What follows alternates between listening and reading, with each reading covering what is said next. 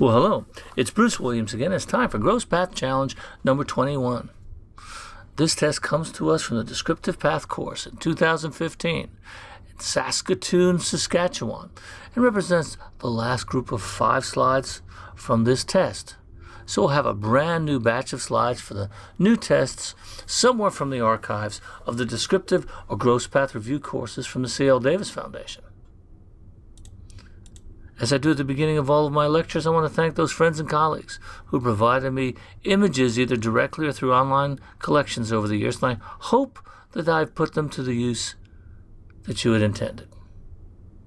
Okay, well, let's get out our pens, our papers, our pencils, and look at slide number 1.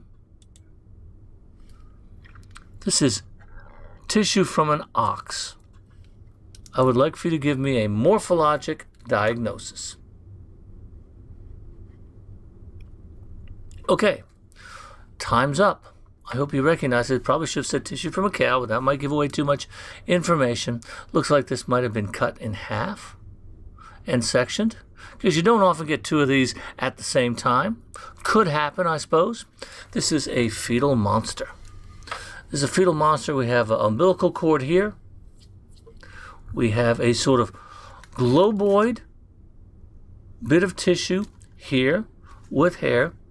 The name of this particular fetal monster is the amorphous globosus. And you can find bones within, teeth, parts of organs. And interestingly enough, the amorphous globosus is usually born twin to a perfectly normal calf.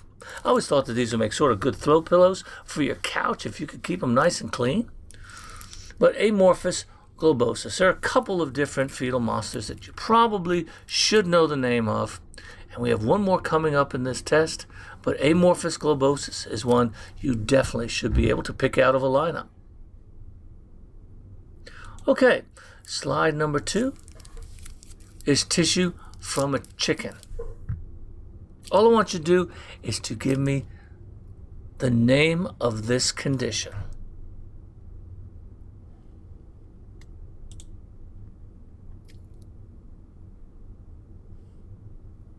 Okay, time's up.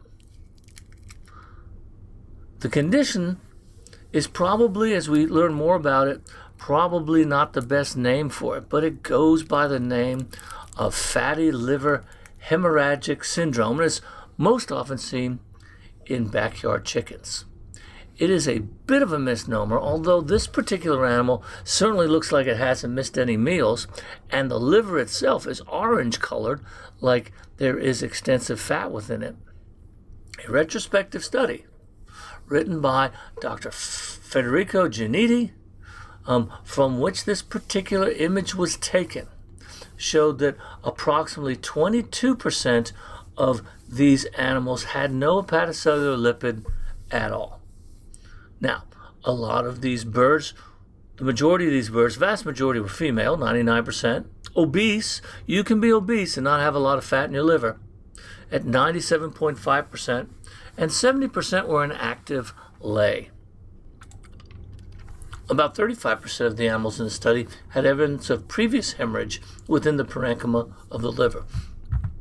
They did a fine job on evaluating a number of other things going on in the liver of these birds, including the reticulum, which had been thought prior to that maybe the stretching by big, fat, lipid-laden hepatocytes might have stretched the reticulum, making it more likely these birds were going to hemorrhage, but found out that there was actually no real connection between the amount of lipid, the birds that had lipid, and the reticulum in those livers. So it's probably a very complex disease with a lot of different things going on, including nutritional, genetic, hormonal, and maybe environmental factors. But it is still today called fatty liver hemorrhagic syndrome. Slide number 3 is tissue from a horse. Okay, time's up. Looks like a bit of fixed tissue to me, but you can definitely see that there is hemorrhage. There are numerous cysts, and until proven otherwise, when you see something that is round, there's cystic, hemorrhagic. In a horse, that's going to be an ovarian granulosa cell tumor.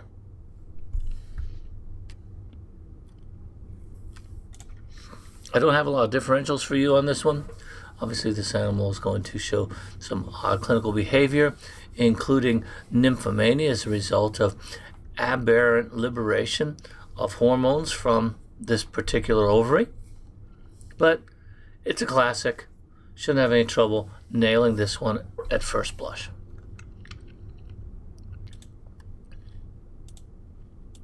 Number 4 is another classic. This is tissue from a leopard frog, and I need 3 things from you. I need to give me a very carefully considered morphologic diagnosis. I'd also like for you to name this condition and also a cause. Okay, I hope you were pausing the playback for about a minute or 90 seconds on this one. I'll give you the full 90 seconds. But we are back, and it's time to take a look at this one. Let's start with the name of the condition. It's a classic condition. This is known as red legs, the septicemic disease of frogs. Okay? So, now, morphologic diagnosis. I wanted you to be very careful with this one, because this one has a classic morphologic diagnosis. Red leg is a vasculitis. The areas of hemorrhage probably represent areas of thrombosis, and then you have necrosis of the overlying skin. So, to put this one together, the morphologic diagnosis is multifocal to coalescing dermal vasculitis with epidermal necrosis. This is a lesion that we see a whole lot, and we probably underdiagnose it, whether you're talking about erysipelathrix in turkeys or mycotic ruminitis in cattle. These are diseases of the underlying vasculature which cause necrosis of the overlying skin or the overlying mucosa. If all you said was multifocal coalescing dermal vasculitis, I'm going to give you half credit. If all you said was multifocal coalescing epidermal necrosis and hemorrhage, you get half credit. As my good friend Don Mew would say, for the washer dryer and the trip to Hawaii, you've got to put in both the dermal vasculitis and the epidermal necrosis. And when you start putting that together properly, you're going to see that it's a pretty common lesion out there. So always remember, you get both components in there. Cause, classically, this is Eromonas hydrophila. Pseudomonas has been incriminated, but usually it's a waterborne condition. Just about any gram-negative bacteria can cause this lesion in affected frogs. You know, if you stick a culturette in a tank that has a frog in it, you're probably going to get Eromonas out of it. You may get Pseudomonas. You're going to get all sorts of things. So probably you'll get any of these could potentially precipitate this condition.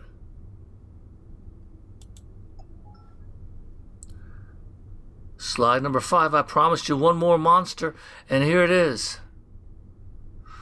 Tissue from an ox. I'm going to tell you it's tissue from a cow now. It's a fetal monster. Can you give me the name?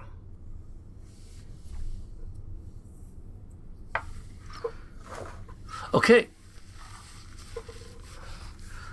The name of this particular monster is Schistosoma retroflexus. They're all very sort of put together the same way. They're inside out. If you flip this one over, you would see that there is a large hole in the undersides where the umbilicus and the abdominal connective tissue is, and its intestines are sort of hanging out. Okay, and then it always has its head and its back legs sort of flipped up toward each other. There's usually several degrees of scoliosis as well, arthrogryposis, sort of an inside-out mess. So sort of like if you took the head, you took the back legs, and you tried to put them right next to each other. That's what you end up with, Schistosomus retroflexus. Okay.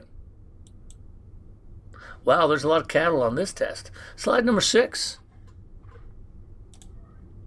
This is tissue from an ox. Can you name the condition and the cause?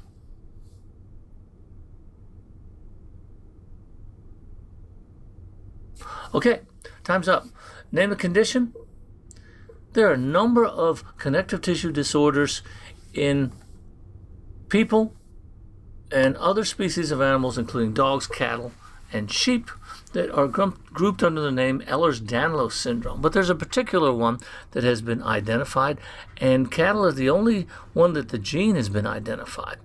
And this would be akin to Ehlers-Danlos type 7, and it goes by a special name, dermatosparaxis. And you know it's dermatosparaxis because these animals have sort of thin, improperly aligned collagen in there, and you can see that there are a lot of scars here around the legs, because this skin tends to tear very easily. In cattle, the deficient gene is procollagen 1N proteinase.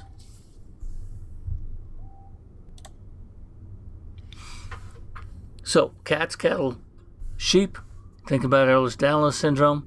The skin tends to be very stretchy before it rips too. In cats, sorry, that was dogs, cattle, sheep. And in cats get something that their skin gets very thin. It's called feline skin fragility syndrome. Not a genetic problem associated with it yet. It tends to be associated with a couple of diseases like hypercortisolism and mutated coronavirus infection. Okay. Let's go on to slide number 7. And it's from a horse. I would like you to give me a morphologic diagnosis and a cause. Okay, if you've done any horse work, you've probably seen this around the barn. It's generally spread by flies. And these are multifocal coalescing pinnal papillomas or oral papillomas. That's A-U-R-A-L, not O-R-A-L. And some people call them oral plaques, and I'll take that too for full credit. And the cause is equine papillomavirus. There are 4 different papillomaviruses that have been associated with it. Numbers 3, 4, 5, and 6. They don't, as opposed to the papillomas that you may get on the lips, these never spontaneously resolve or regress. And you don't see them in young animals like you would see them around the nose or the lips. These are generally seen in older animals. So, oral plaques or oral papillomas.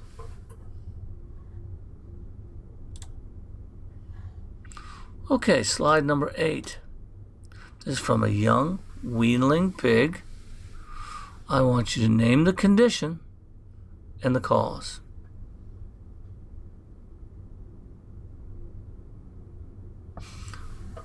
Okay.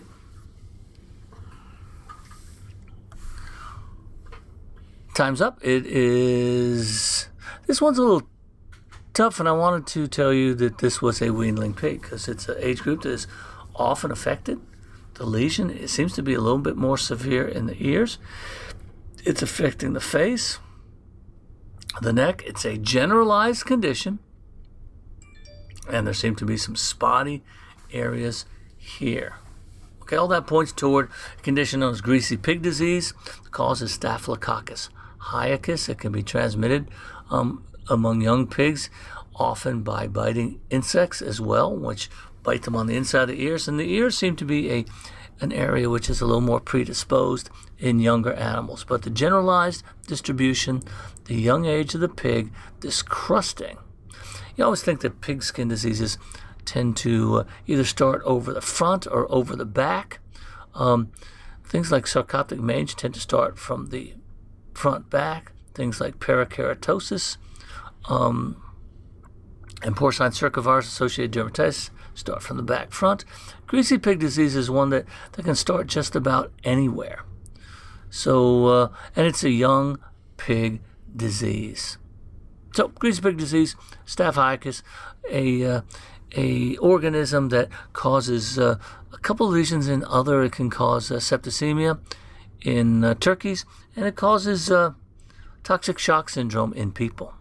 So not just a disease of pigs. Only have 2 more for today. And this is tissue from a horse. I would like for you to give me a morphologic diagnosis and 3 possible causes.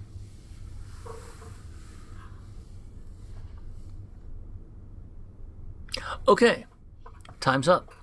This is a classic lesion, and you can see that there is subendothelial or subendocardial mineralization, multiple areas of the heart, not just here at the apex of the heart within the left ventricle, but you can also see it here subendothelially within the aorta and also in the area of the valves.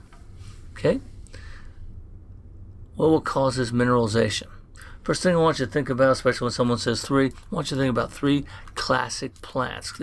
These plants have vitamin D analogs, and they essentially act like vitamin D. They cause the horses to absorb it. Vitamin D is like the gatekeeper of calcium absorption in the intestine. Vitamin D goes through a lot of processing in the skin and in the kidney, and ultimately is what allows calcium to be absorbed from the intestine. And so what happens is these animals get all this vitamin D. It overwhelms the feedback process, and it all goes into the intestine. They absorb a lot of calcium. So you get really high calcium levels. And what happens is when you get very high calcium levels, and your calcium multiplied by your phosphorus goes over 70, and these calcium levels are very high, then you start putting down calcium. And these animals, this is usually the last lesion you see in animals with their poison with vitamin D analogs. Usually they're mineralizing a number of other places, including the intercostal muscles and the muscles of the thoracic girdle and the front legs, and maybe they'll even put some down in the kidney and in the lungs. But this classic lesion, these animals that are severely intoxicated. And the 3 plants that I want you to think about are Cestrum diurnum, Trisetum flavescens, Solanum malacoxylon. There are a couple of other solanums around the world, but those are 3 that I memorize as a resident. So if anyone says 3 causes, boom, boom, boom, I don't even have to think about them. Okay, there's another one, alfalfa. You know, a lot of people feed alfalfa hay, and I don't think it's terribly has a lot of vitamin D analogs, or maybe something else. But alfalfa has been identified as causing soft tissue mineralization. And then another one that you will see, hypercalcemia leading to this lesion, would be anything that lymphoma is one. You can have hypercalcemia with lymphoma, some granulomatous diseases due to the complex interplay of macrophages, rankel, osteolysis, etc. So granulomatous disease might do this. Cattle, you'll see it with Johne's disease, which is a classic. I don't think it's as common in horses as you would see in cattle. And everyone says vitamin D toxicity. Certainly, I think you can. Horse folks love to supplement their horses, and horses are monogastric, so they can absorb a lot more vitamin D. If you give it to a cow, it's just going to get bound up in the rumen. But yeah, vitamin D toxicity in a horse could result in something like this. Boy, that would be a lot of vitamin D. But knowing some horse people, they'll do anything to make their horse a little healthier. Okay. And finally, this is tissue from an ox. I'd like a morphologic diagnosis and 3 possible causes. Okay, time's up. I'm going to give you 6 possible causes, but this is a classic lesion. This is a diffuse fibrinosuppurative pneumonia. If you put fibrinonecrotizing, sure, you may have some fibrinonecrotizing. Look, it looks like a piece of marbling. When you hear about marbling of the lung, you couldn't ask for anything nicer than this, because you have areas of tremendous inflammation and hemorrhage. You have the interlobular septus widely separated by fibrin and edema. this is the best looking lung we have, but even it doesn't look so good. So I think there's a lot of inflammatory tissue. The alveoli are full of neutrophils and cellular debris and fibrin, and you could not get a better picture of shipping fever in a cow. So fibrinosuppurative pneumonia or fibrinosuppurative pleuropneumonia would be acceptable to me. 3 possible causes. Well, there's lots more than 3. Okay, and if you keep track of some of the newer bacteria and where they come from, okay, all the Pastorellas and previous Pastorellas will cause this lesion. The classic cause is Mannheimia hemolytica. It causes oat cells and shipping fever, and before it was named Mannheimia, it was named Pastorella hemolytica. Another cause is Pastorella multocida. Okay, Pastorella multocida, still called Pastorella.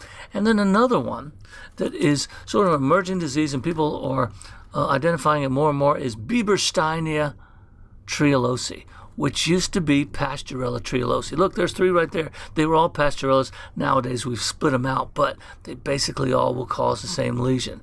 Potent gram-negative, potent pathogenic leukocidins, and all sorts of things that just do devastating lesions to the lung.